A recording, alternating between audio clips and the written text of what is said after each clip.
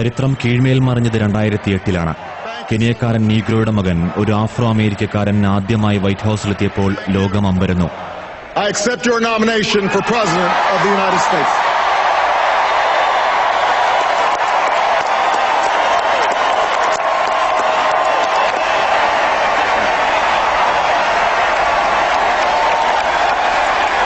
ചരിത്രം ആവർത്തിക്കുന്നു. Barack ഒബാമയ്ക്ക് American president പദത്തിൽ 2ാം ഊഴം.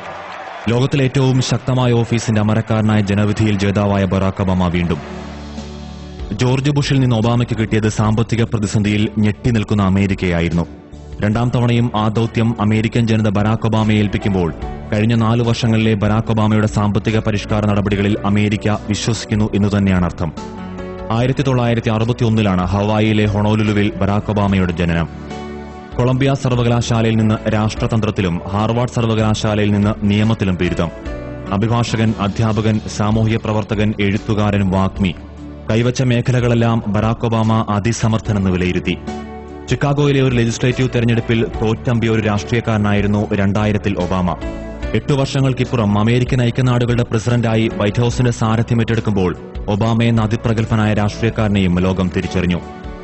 അമേരിക്കയിൽ റിബലുകളുണ്ടെന്നും ആ അസംതൃപ്തർ അമേരിക്കൻ തെരുവുകളിലും പ്രതിഷേധിക്കുമെന്നും വാൾസ്ട്രീറ്റ് പിടിച്ചടക്കൽ പ്രക്ഷോഭത്തിലൂടെ ലോകം കണ്ട ഭരണകാലയളവായിരുന്നു ഒബാമയുടേത്.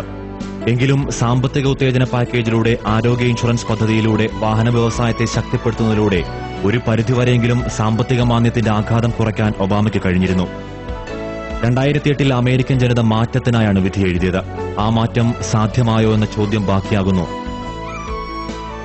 ഏതായാലും അമേരിക്കയുടെ അമരക്കാരന് 2ാം ഊഴത്തിൽ ദുരിതകാലത്തിൽ നിന്ന് അമേരിക്കയെ കരകയറ്റാൻ കഴിയുമോ എന്ന് കാത്തിരുന്നു തന്നെ കാണണം. News desk Asianet.